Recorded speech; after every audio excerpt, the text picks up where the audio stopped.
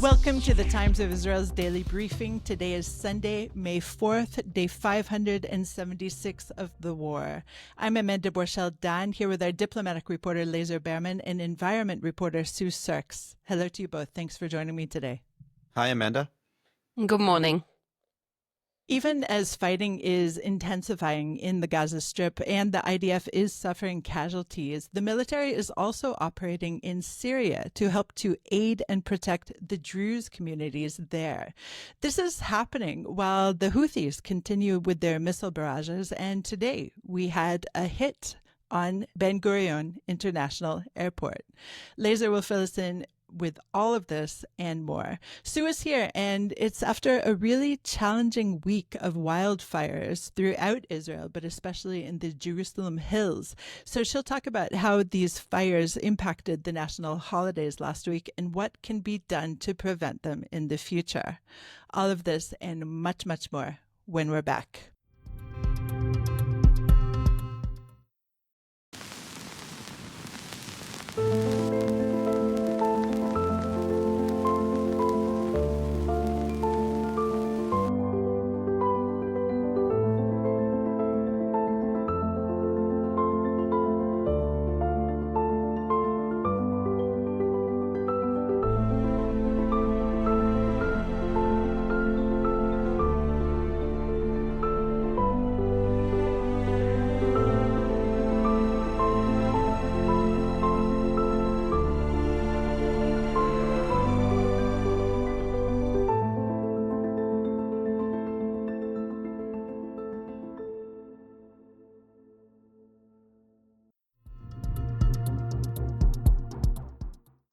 Earlier this morning, a Houthi ballistic missile struck inside the area of the Ben Gurion International Airport after the IDF failed to intercept it. We're hearing that about 6 people were wounded, mostly lightly, and the missile attack caused the airport to basically stop landings and takeoffs for a period of time. Lazar, it occurs to me that regardless of how much damage was caused or wasn't caused, it's actually the reputational damage that is most affecting Israel from this particular strike on the international airport. So how do you see this affecting Israel's deterrence or just reputation in the region? So I think the big impact from this missile impact, this failure to intercept, this was the 26th missile fired by the Houthis in Yemen since Israel went back to war in early March. The other 25 were indeed intercepted. So you have this 5% plus interception rate. And when you fail once, this is, the price of it. I think the big cost will be for Israel that these international carriers that have slowly returned to Ben Gurion Airport, that have been starting their flights again, are going to start canceling their flights and reconsidering and making it harder for Israelis to go anywhere and harder for tourists and business to get back into Israel. We already saw today that the Lufthansa group, which includes several European airlines, has halted its flights in and out of Israel, and so has a Spanish airline, Air Europa. So I think there will be more of these, and that's definitely a big economic blow, a big diplomatic blow, and really a psychological blow for Israel. In terms of deterrence around the region, I don't think that's really going to harm it.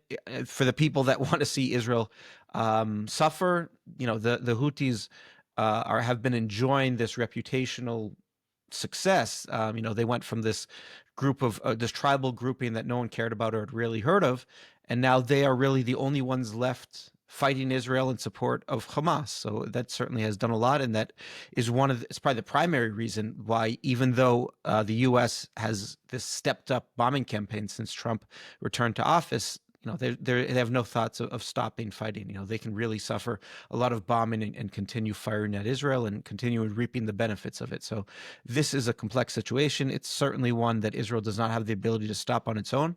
But I want to note that since the Americans took over that file, let's say, Israel has stopped its direct attacks on Yemen.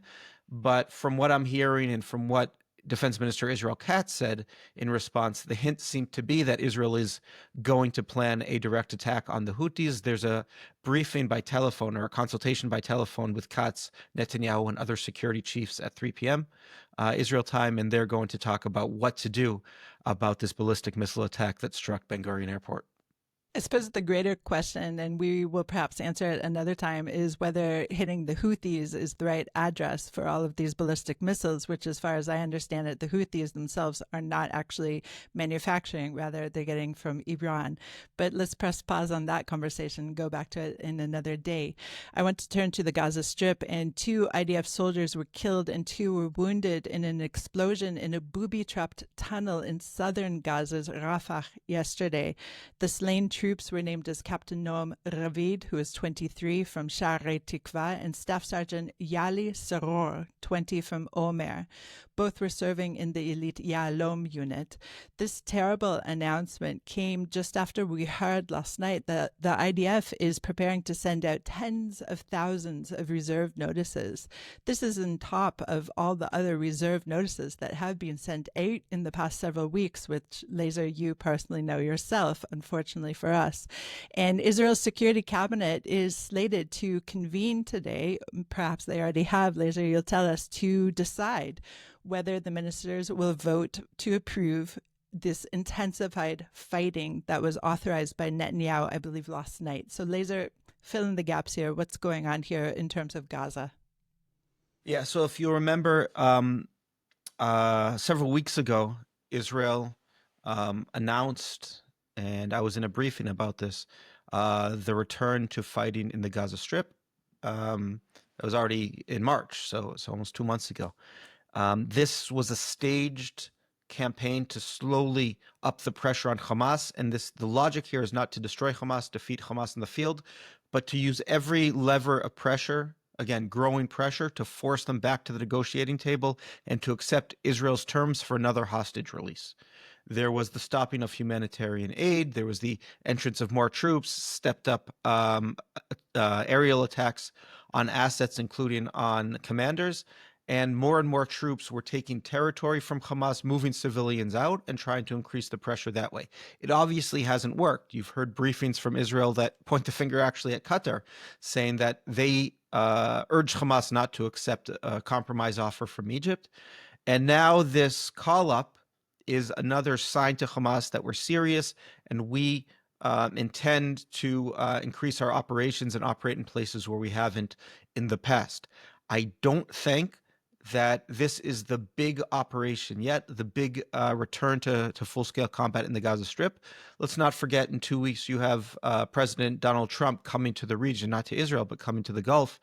And I think the idea there is to put as much pressure on Hamas as possible to coincide with Trump's visit. If that doesn't work, Hamas will be seen as the sole party responsible for the holdup in talks, and then Israel feels like it will have the legitimacy, it seems, to go back to full-scale warfare. So we're not there yet, but we're getting closer and closer as other options to pressure Hamas are running out. This is starting to get to the point where we have no choice but to either look very silly in the eyes of Hamas in the world or to commit to a full-scale maneuver in the Gaza Strip.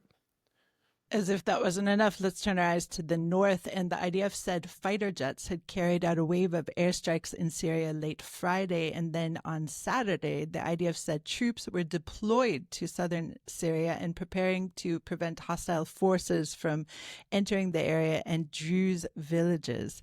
So also on Friday night, when we were first operating in Syria, a helicopter ferried humanitarian aid into the area of southern Syria. So Lazar, untangle this a little bit for us. We have airstrikes in northern Syria, and then we have humanitarian aid and also troops operating on the ground in southern Syria, while apparently ferrying out wounded Druze.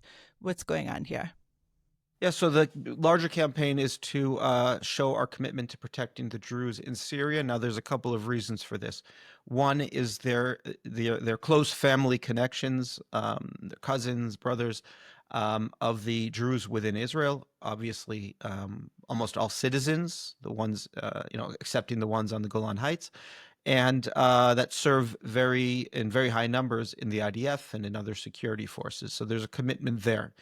There is also the idea that we want to make sure that jihadist forces and other hostile forces, including backed by Iran, are not able to get close to our border on the Golan Heights.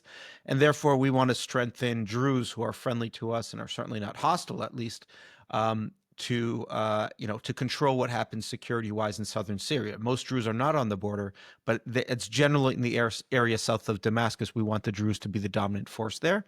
Some of it is humanitarian aid. Some of it is treating the wounded. But I think we'll see slowly more evidence that there is also security cooperation. You had the head of Kogat, the IDF body that is responsible for civil and humanitarian coordination in the West Bank and Gaza.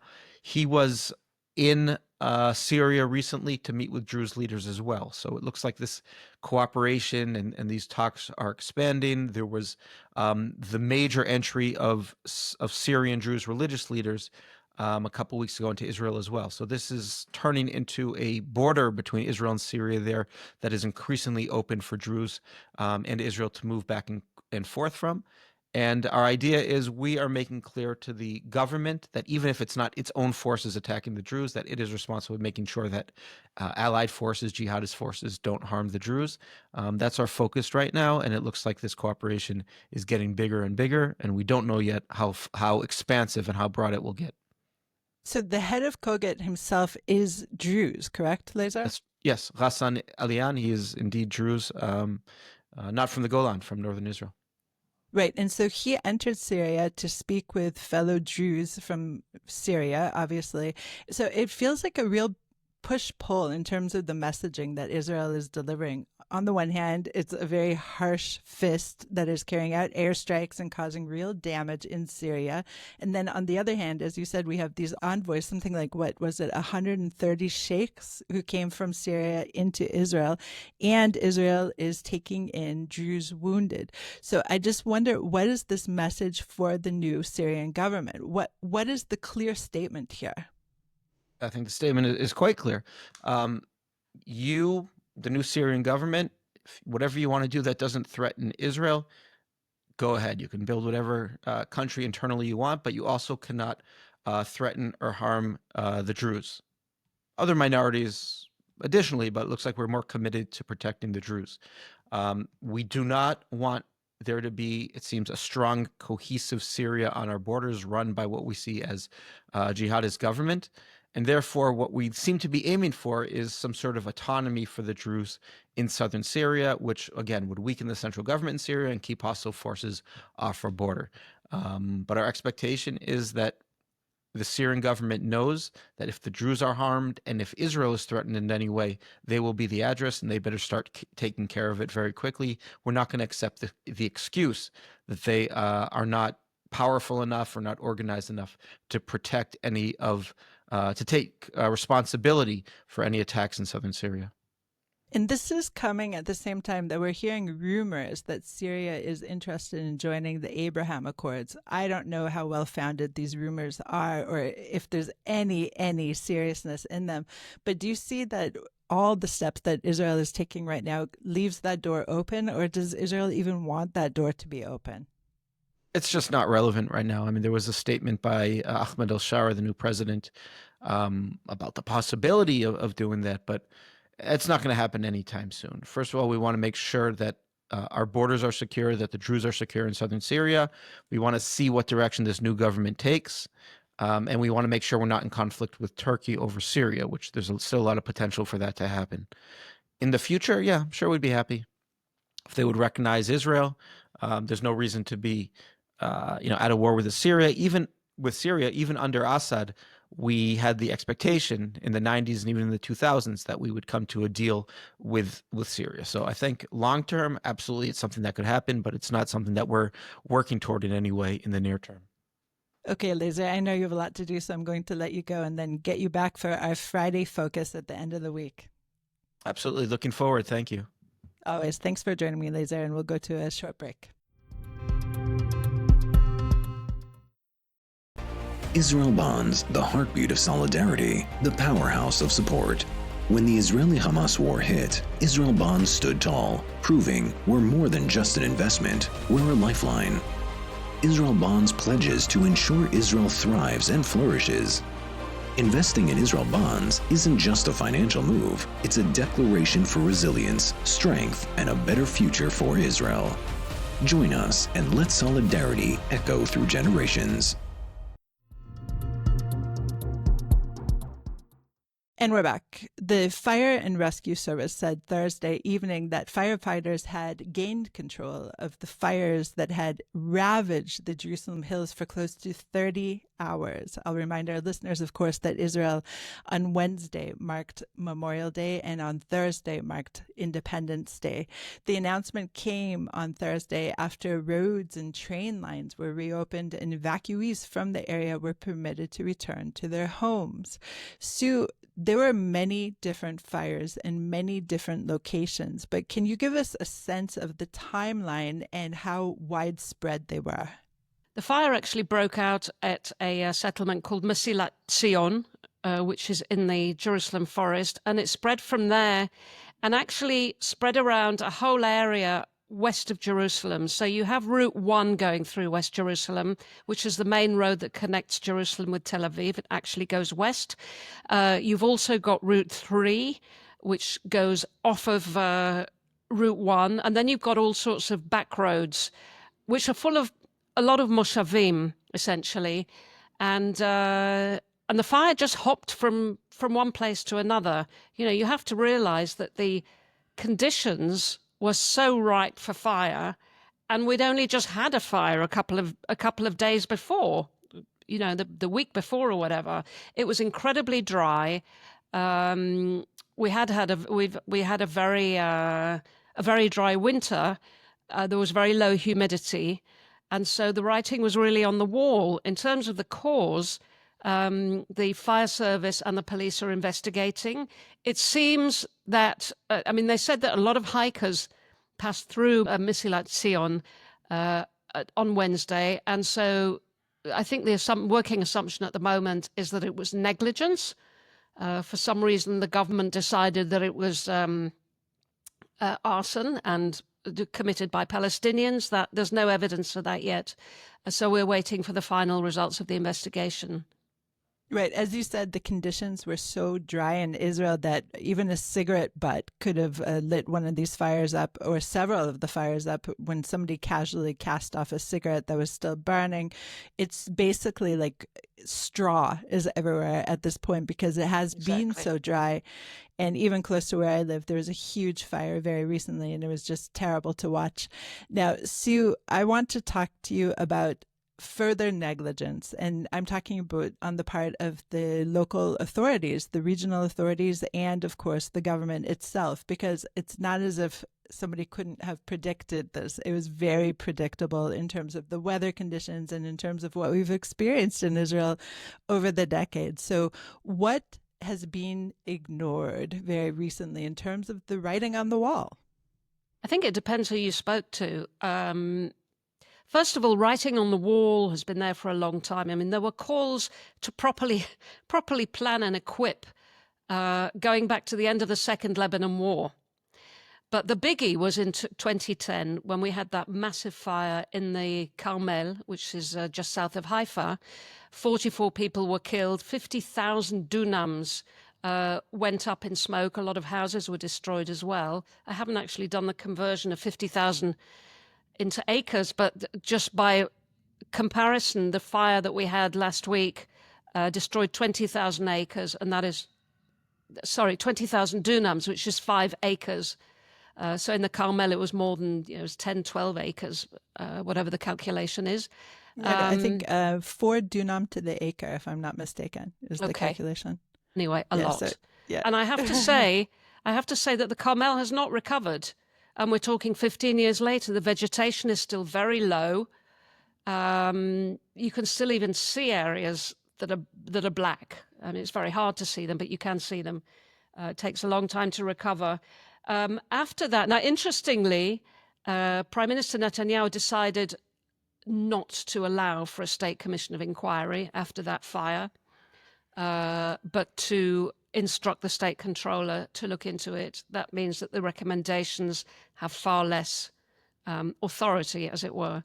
And that state controller's report came out in 2012, and it showed a staggering number of emissions, poor management, just all sorts of things. As a result of that, the aerial firefighting team was set up, and the fire stations were brought under some kind of national control. We've had other large fires since then, and we've also had numerous reports showing a huge shortfall in firefighting personnel, in equipment, and so forth. Now, even this year, there were calls in January from the fire service, in February from MKs, also from the President's Climate Forum, to hold very urgent meetings on preparation for the fire season. Usually the fire season starts on May the 1st. All of these were ignored. I'm actually having the financial figures put together now for a report on, in the Bennett government, which fell, I think, in 22, if I remember rightly, there was a national plan put together and a budget. But I don't know, and I'm checking now how much of that money was actually paid out, and I suspect relatively little. When we look at what happened this year, for example, the firefighting budget was cut by 217 million shekels, which is $60 million, which is a lot after years and years of neglect, essentially. There was a request to have an urgent debate in the National Security Council. And as the fires blazed, there was an announcement that actually on the 6th of May there will be a meeting, because it was ignored up until then. We have a situation, as you're saying, that, we have an ongoing war in Gaza and other things on the horizon that are really urgent. But what you're saying essentially is that it's not as if these warnings were ignored just this year. They've been ignored since 2006, essentially. Yeah, it has nothing. I don't think it has anything to do with the war. They are just routinely ignored. I wrote to myself, no surprise, inadequate preparation, no enforcement. And these are sicknesses that bedevil so many areas of Israeli life. And of course, climate change is not being taken seriously. It's not being taken seriously by this government. We do not have a climate act, which would anchor some of these things in law. We certainly don't have a National Fire Act. And I'm sure that you will now ask me about the plurality of organizations that are involved in firefighting. That was not actually where I was heading, because I was thinking more about the upcoming holiday, which on May 15th, there is a holiday of fire. And so the real question on the horizon for, I think, a lot of us, after witnessing just the terrible flames, the footage of people running from their cars on Route 1, which is a massive highway, because there are walls of fire right behind them. It's just terrible to see. And then we think about Lag BaOmer, which is on May 15th. And this is the festival of fire here, essentially. So the real question, I think, for many simple Israelis such as myself is more what kind of preparation is going to be made in order to stave off this situation in, just less than 2 weeks. I think I and my colleagues are checking just that today. But before that, we are going to have the same kind of weather, same kind of hot, dry weather towards the end of this week. So I'm equally interested to know what's being done to prepare for that. Right. So, Sue, we're definitely going to have you on again to follow up with all of these outstanding questions and really to see if the government is actually taking up the gauntlet and preventing forest fire, because as we all know, only you can prevent forest fire. Sue, thank you so much for joining me today. Pleasure. Thanks for listening to the Times of Israel's Daily Briefing. Please check out another installment tomorrow. This episode was produced by the Podwaves and video edited by Thomas Gersh. If you have any questions or comments about this or any other episode, please drop us an email to podcast@timesofisrael.com. Until tomorrow, shalom.